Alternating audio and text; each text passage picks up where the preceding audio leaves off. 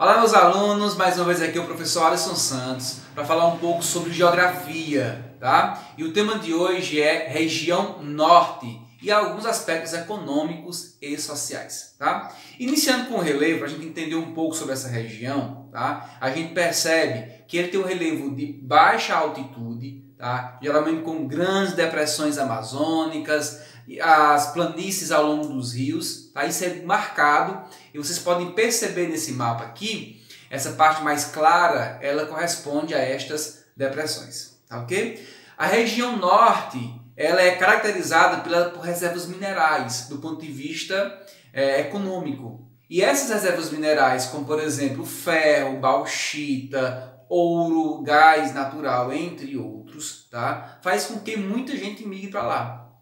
Vale destacar que o ferro, por exemplo, ele tem maior reserva do mundo. A região norte brasileira tem maior reserva de ferro do mundo, tá?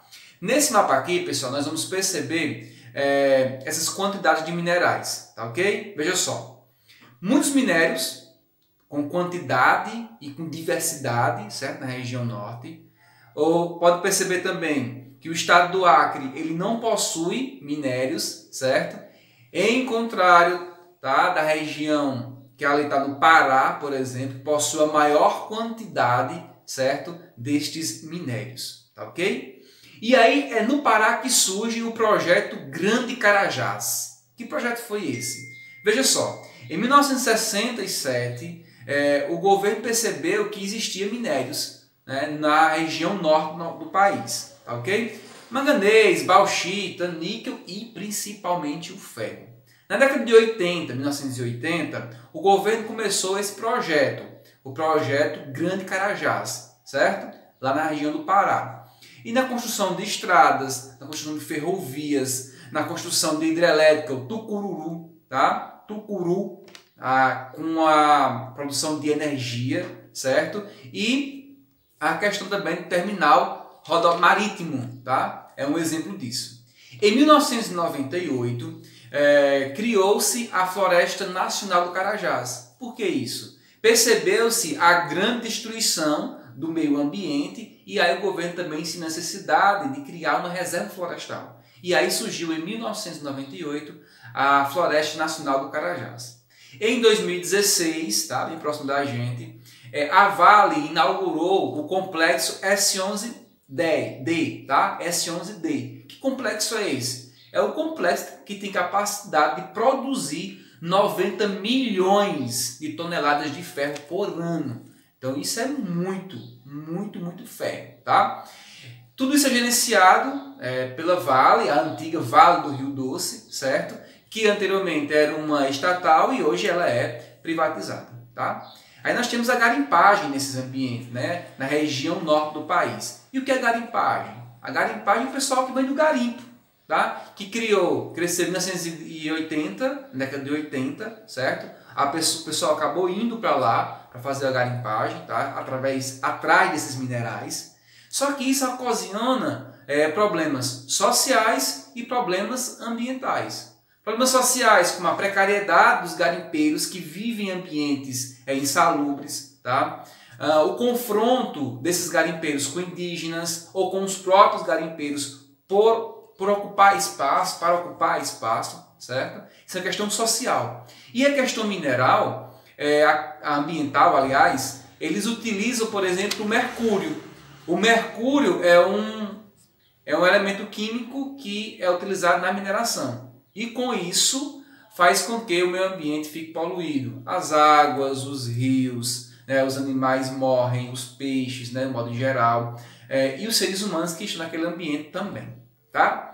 Se tratando do clima, a gente tem na região norte um clima predominantemente equatorial úmido, que corresponde a altas temperaturas, altas taxas de evaporação e, consequentemente, maiores índices pluviométricos do Brasil.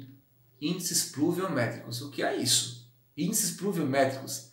Quantidade de chuva. Tá? Fica ligado nisso. Quantidade de chuva.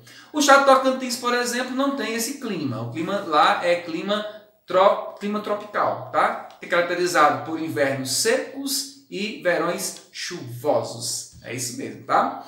Então vamos lá. nós temos a questão de hidrografia. É muito importante a hidrografia na região norte. Por que é muito importante? Porque lá, a bacia amazônica, por exemplo, vocês terem noção, 20% da água doce do planeta está concentrada na bacia do Amazonas. Então isso é muita água doce, tá? Muita água mesmo.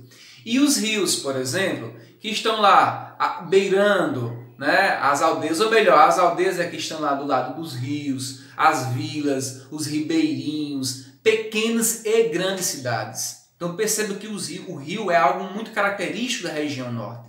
O rio, por exemplo, ele leva alimento, ele traz alimento, ele produz alimento naquela localidade, ele é fonte de produção de alimento, certo? Nas grandes cheias, por exemplo, né, as vazes, as vazantes, eles enchem todo aquele espaço de planície, certo? E deixam lá terras férteis.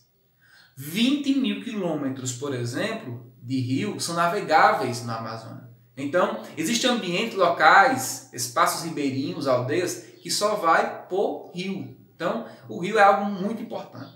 No que se refere a índices socioeconômicos da região norte, desde o século XX há uma grande expansão rural, urbana, aliás. Tá? A população urbana começa a crescer bastante. O exemplo disso, a cidade de Belém, Manaus, é um grande exemplo disso, certo?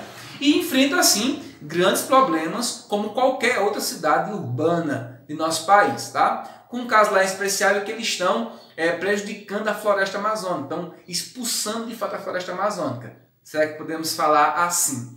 A expectativa de vida lá nessa região, na região norte, é a mais baixa do país. As pessoas têm a expectativa de vida de 72 anos de idade, tá?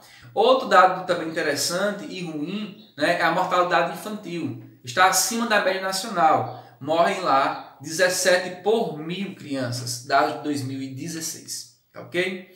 Pessoal, ficamos aqui com mais uma aula do professor Alisson Santos. Falamos um pouco sobre a região norte e algumas características econômicas, socioeconômicas, tá, dessa região tão bela do nosso país. Tá? Forte abraço para você, estude bem. Estamos aqui, professor Alisson Santos. Valeu!